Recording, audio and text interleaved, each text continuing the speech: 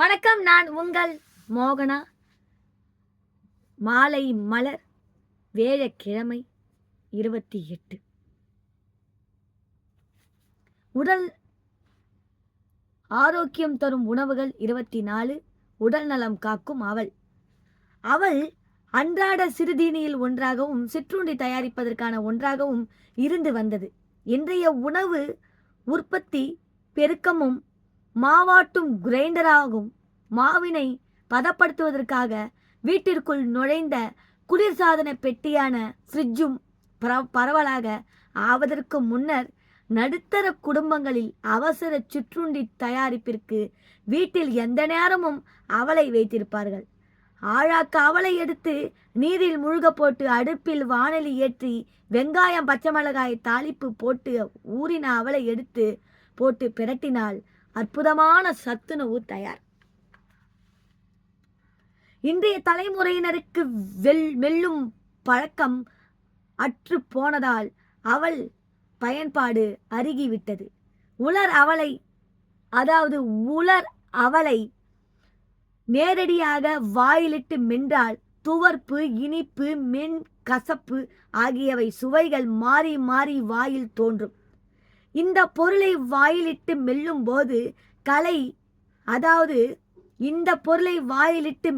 போது சுவை மாறி மாறி வருகிறதோ அது சத்தான உணவு என்பதை குறித்து வைத்து கொள்ளுங்கள். மாம்பழத்தை எடுத்து தோலை கடித்தால் கசப்பும் துவர்ப்பும் சேர்ந்த சுவை, அடுத்து உள்ள சதையை கடித்தால் நாவில் படரும் புளிப்பு, அடுத்த மதுரம் என்று சொல்லக்கூடிய தேனினிப்பு. இந்த தேனினிப்பு நாவில் பட்ட நொடியில் உள்ள சுரப்பிகள் சிலிர்த்தெழுந்து உடலின் ஆரோக்கியத்திற்கு உரிய நற்சுரப்பிகளை தூண்டும். பிள்ளைகள் மாங்காயை உப்பு கார கலவையில் தொட்டு கடித்து தின்பார்கள். அது அவர்களுக்கு சொர்க்கத்தை எட்டிய நிறைவை கொடுக்கும். பிள்ளைகளின் பள்ளிக்கூடத்திற்கு வெளியே உழைத்து தேய்ந்த தாய்மார்கள் பாட்டில்களாக சாக்கு விரித்து மாங்காய் கடை போட்டிருக்கார்கள். ஆமாம், மாங்காய் கடை போட்டிருப்பார்கள். மாங்காயையோ வாங்கி கடித்து வீடு சேரும் பிள்ளைகளுக்கு பள்ளி வகுப்பறையில் பெற்ற சலிப்பும் சோர்வும் கூடிய நிமிடத்தில் தொலைந்து சுறுசுறுப்படைந்து மீண்டும் விளையாட்டிற்கு தயாராகி விடுவார்கள். அதான் ஸ்கூல்லேருந்து அவங்க வரும்போது அங்கே மாங்காய் அந்த புளியாம்பழம் அதெல்லாம் விற்பாங்க இல்லையா, அதை சாப்பிட்டுட்டே வரும்பொழுது அந்த வீடு போய் சேரும்போது அந்த கலப்பெல்லாம் குறைஞ்சிரும்னு சொல்கிறாரு. ஆனால் சுத்தம் சுகாதாரம் என்ற பெயரில் அந்த பாட்டி கடைகள் அப்புறப்படுத்தப்பட்டு விட்டன. நமது பிள்ளைகள் தமது வகுப்பறை களைப்பை போக்க நேராக பேக்கரிகளுக்கு நோக்கி ஓடுகிறார்கள். மிக சுத்தமாக பளபளப்பாக அடுக்கி வைக்கப்பட்டு கண்களை சுண்டி இழுக்கும் வண்ணத்தில் நிரம்பி உள்ள தின்பண்டங்கள் பார்க்க என்னவோ அழகாய்த்தான் இருக்கின்றன. இவை நம்முடைய இளம் பிஞ்சு நாவின் சுவை மொட்டுகளில் இருந்து சிறுநீரகம் வரை அனைத்தையும் காவு வாங்குபவை, பெற்றோரின் பணப்பையையும் பதம் பார்ப்பவை. இதை சொல்றவர் பாருங்க, கோப்பு இன்னும் இருக்கு, இதை நான் காமிச்சிடுறேன்.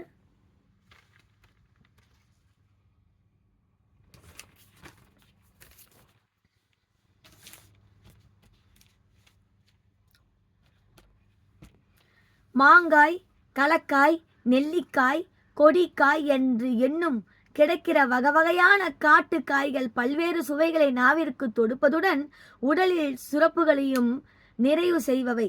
ஆனால் அவற்றில் இருந்து வெகு தூரம் விலகி வந்து விட்டதால் தான் 19 வயது பிள்ளைகளும் சிறுநீரகக்கல், பித்தப்பை, தைராய்டு, ஏற்ற இறக்கம், தோல் கடித்தல், மாதாந்திர உதிரப்போக்கு, தள்ளி போகுதல் ஆகிய தொடர் உபாதைகளுக்கு காரணமாக இருக்கின்றன. பூ பெய்திய பெண்கள் பலர் அடிக்கடி அரிசியை எடுத்து வாயில் போட்டுக் கொள்வதை பார்த்திருப்போம். இது தவறான பழக்கம் என்றே நம்மில் பலரும் கருதுகிறோம். இவர்களுக்கு நுண் சத்துக்கள் பற்றாக்குறை, மண்ணீரால் பலமழிந்து விட்டது என்று பொருள். அதனை ஈடு செய்யக்கூடிய சத்துக்கள் விட்டமின் மாத்திரைகளாலோ, பாதாம் முந்திரி பருப்புகளிலாலோ, தொலைக்காட்சி விளம்பரங்களில் வரும் சத்து பானங்களிலாலோ இல்லை. மண்ணீரால பலப்படுத்த தேவையான இனிப்பும் துவர்ப்பும் கலந்த சுவை சமைக்கப்படாத அரிசிக்கோ உண்டு. அதை காட்டிலும் சிவப்பு அவளுக்கு உண்டு. சிவப்பான கெட்டி அவளை வாயில் இட்டு ஊற வைத்து உடன் இனிப்பும் துவர்ப்பும் கலந்த எச்சில் ஊற ஊற அவள் மெல்லுவதற்கு ஏற்றதாக மாறும். இப்பொழுது நன்றாக மென்று அவளை தின்ன தின்ன மண்ணீரல் பலம் பெற்று இரத்த உற்பத்தி பெருகும். பெண்களுக்கு உரிய மாதாந்திர உதிரப்போக்கு சீர்படும். இன்றைய தலைமுறை பெண்களில் கிட்டத்தட்ட பாதிக்கும் மேற்பட்டோருக்கு மாதாந்திர உதிரப்போக்கு சீராக இல்லை. ஏனென்றால் இன்றைய உணவு எதை எடுத்துக்கொண்டாலும் அவற்றில் போதிய சத்துக்கள் இல்லை. இப்படி இல்லாது போன சத்துக்களை உடனடியாக ஈடு செய்ய வல்லது சிவப்பரிசி கெட்டி அவளானது மற்ற தின்பண்டங்களைப் போல பளிரண்ட நிறத்தில் இல்லாமல் மங்கிய நிறத்தில் இருப்பதால் நம்மவர்கள் பலருக்கும் அதனை சாப்பிட தகுந்த பொருளாக கணக்கில் எடுத்துக்கொள்வதில்லை. சுவையும் நாவினை சுண்டி இழுப்பதில்லை. எனவே பலரும் அவளை விரும்புவதில்லை. ஆனால் அவள் தரும் சத்துக்கள் வேறு எந்த தின்பண்டத்திலும் இல்லை.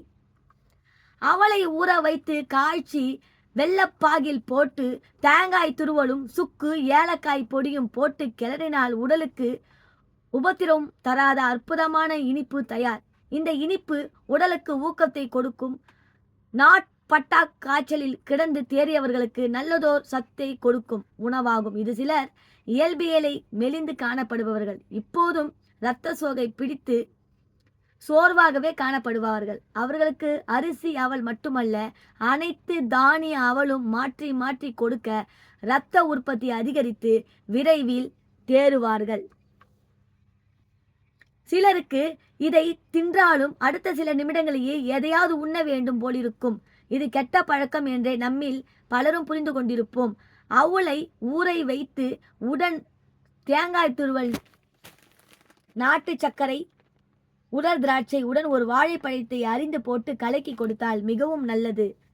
மலச்சிக்கல் உள்ளவர்களுக்கும் இந்த கலவை மிகவும் பயன் தரும். நார்ச்சத்து மிகுந்திருப்பதால் செரிமான பாதையை சுத்தம் செய்யவும் வாய்வு தொல்லையால் உள்ளவர்களுக்கு அவள் வாழைப்பழ கலவை பேருதவியாக இருக்கும். இட்லி தோசை மாவு புளிப்பேறி விட்டால் அதனை சரி செய்வ வெங்காயத்தை வெட்டி போடுவார்கள். அதை சரி செய்ய வெங்காயத்தை, புளிப்புலாம் வந்ததுன்னா வெங்காயத்தை வெட்டி போடுவார்கள். புளிப்பு மாவில் கார சுவை கூடுவதால் புளிப்பின் தன்மை குறைவாக தோன்றலாம். புளிப்பின் கேடுகள் வயிற்றை பாதிக்கவோ செய்யும். குறிப்பாக வயிற்றில் அமிலத்தன்மை மிகுந்தவர்களுக்கு மேற்படி மாவு வயிற்றில் சேரும்போது வயிற்றுப்புண் அதிகரித்து அது பல்லு வரை பதம் பார்க்குமா.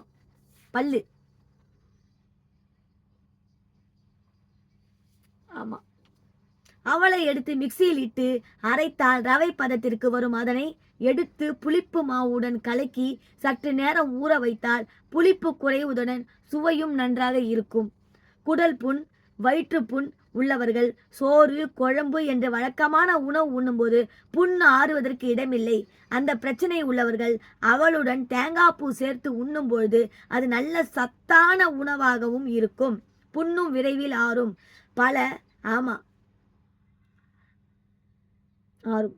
பல் கூச்சம் உள்ளவர்கள் தங்களது பிரச்சனை பல்லில் தோன்றவில்லை, வயிற்றில் அமில தேக்கமே பிரச்சனைக்கு காரணம் என்பதை புரிந்து கொண்டால் அவள் சேர்ந்த உணவை சேர்த்து கொள்வதன் முக்கியத்துவத்தை உணர முடியும். அவளுடன் சில சேர்மானங்களை சேர்த்து உண்பதன் மூலம் தொப்பையை குறைக்க முடிவதுடன் நெஞ்செரிச்சல், புளித்த ஏப்பம் போன்றவை பல்வேறு நிரந்தர தொல்லைகளுக்கு தீர்வு காண முடியும். மிக விரைவில் தயாரிக்கும் எளிய அவல் உணவுகளை குறித்து தொடர்ந்து பார்ப்போம். அவளை பற்றி நன்றாக சொன்னார். அவருடைய ஃபோன் நம்பர் பாருங்க. போப்பு அவர்களுடைய ஃபோன் நம்பர் 9629345938 9629345938. அவளை பற்றி மாவில் போடணும், செரிமானம், மல்லீரல் பிரச்சனை எல்லாம் வரும்ன்ட்டு நம்மளுக்கு சொல்லியிருக்கிறார்.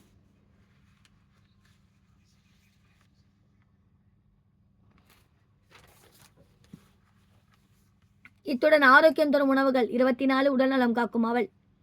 இத்துடன் இந்த உரை மாலை மலர் செய்தி முடிவடைகிறது. மேலும் வேறொரு செய்தியுடன் உங்களை சந்திக்கும் வரை உங்களிடமிருந்து டாடா பை பை சொல்லி விடைபெறுகிறேன். உங்கள் மோகனா. நன்றி, வணக்கம்.